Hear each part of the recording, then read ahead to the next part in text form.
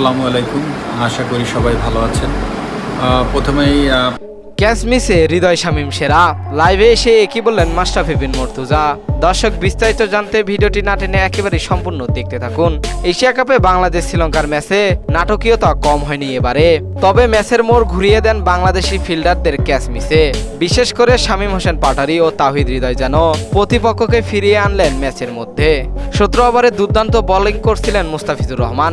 ওই ওভারে মাত্র 6 রান দিয়েছিলেন তিনি। তবে যদি শামীম কাভার থেকে দৌড়ে এসে ধানু সানাঙ্কার ক্যাচটি ধরতে পারতেন তাহলে রান আরো কম উঠত। হাত ছুলেও নিয়ন্ত্রণ আনতে পারেননি তিনি। এ সময় 38 রানে জীবন পান সানাঙ্কা। এরপরে আরো বড় ধাক্কা আসে শরীফুল ইসলামের ওভারে। একেবারেই সহজ ক্যাচটি ফিরে দেন তাওহিদ হৃদয়। একে একে 2টি ক্যাচ মিস করলেন তাওহিদ হৃদয়। তখন 17 রান করা আসালাঙ্কা জীবন ফিরিয়ে পান। আর এই জীবন নিয়েই শ্রীলঙ্কার অধিনায়ক সানাঙ্কা ম্যাচটিকে পাল্টে দেন। শেষ পর্যন্ত 37 বলে 63 রানে অপরাজিত থাকেন সানাঙ্কা। মারেন 6টি 6। তার ব্যাটে ভর করে শ্রীলঙ্কার নির্ধারিত 20 ওভারে সংগ্রহ করেন 7 উইকেট হারিয়ে 168 রান।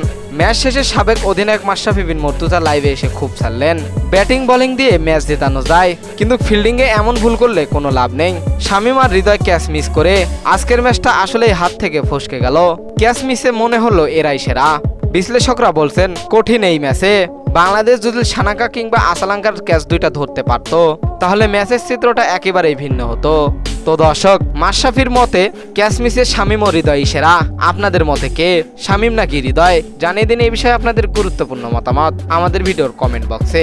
এতক্ষণ আমাদের সঙ্গে থাকার জন্য অসংখ্য ধন্যবাদ।